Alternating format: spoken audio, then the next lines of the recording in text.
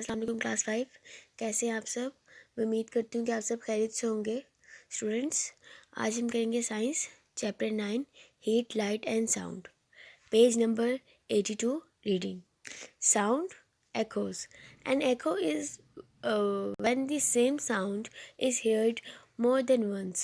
Echoes occur when sound waves are reflected or bounced off a surface. The harder, smoother, and flatter the surface, the clearer the echo. Echo आपको तब सुनाई देती है जब आप अपनी ही आवाज़ को एक से ज़्यादा मर्तबा सुने, यानी आपकी आवाज़ जब आपको गूंज के वापस सुनाई दे। आवाज़ किसी चीज़ से टकराती है और उसकी जो वेव्स हैं वो रिफ्लेक्ट बैक होती हैं और आपको आवाज़ दोबारा अपनी सुनाई देती है। जितनी ज़्यादा वो सरफेस हार्ड होगी, स्मूथ होगी और फ्लैट होगी, यानी हमवार होगी, एको इतनी ही क्लियर होगी। When a sound hits a soft surface, most of the sound is not reflected, it is absorbed.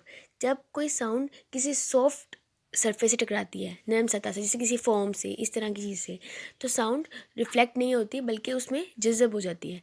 The distance between a surface and where a sound starts also play a part in the echo. To produce an echo, the sound should not start too close to the surface. और ये भी depend करता है कि आवाज़ कहाँ से निकल रही है और जिस सरफेस से वो उसने टकराना है वो उससे कितने डिस्टेंस पे है। अगर जिससे वो टकरा रही है वो बहुत करीब है तो आवाज़ रिफ्लेक्ट नहीं होगी, तो एको प्रोड्यूस नहीं होगी। दूसरी चीज़ है the reverberation. If you stand in the middle of a large empty room and shout, the echo the echo time is too short for you to hear a second sound. Instead, the original sound just seems to continue longer. This is called reverberation. अच्छा, दोनों ही में आवाज़ गूंजती है, लेकिन जो echo होती है उसमें होता है कि जो दूसरी चीज़ है वो आपसे इतने डिस्टेंस पे होती है कि आपको अपनी आवाज़ 2 सेकंड बाद या 3 सेकंड बाद चंद लम्हों बाद सुनाई देती है। लेकिन जब रिवर्बरेशन होती है ना, वहाँ पे आवाज़ इतनी करीब सुनाई देती है कि आपको पता ही नहीं चल रहा कि आपकी अपनी आवाज़ है या आवाज़ गूंज के वापस आ रही है। ये फ़र्क है echo एंड रिवर्बरेशन में। Concert halls are specially designed to absorb some sound and reflect the others. Curves of objects placed around the hall reflect sound in particular directions so that the sound from the orchestra has the same quality no matter where a member of the audience sit. These objects also absorb sound so there are no echoes or रिवर्ब्रेशंस।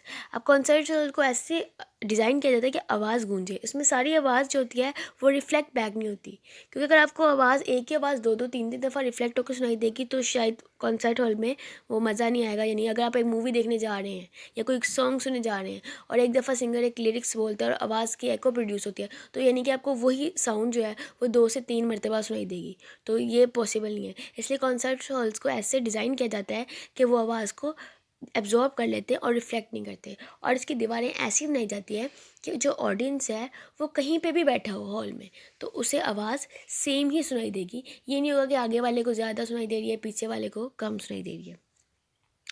Okay, next page. Making music.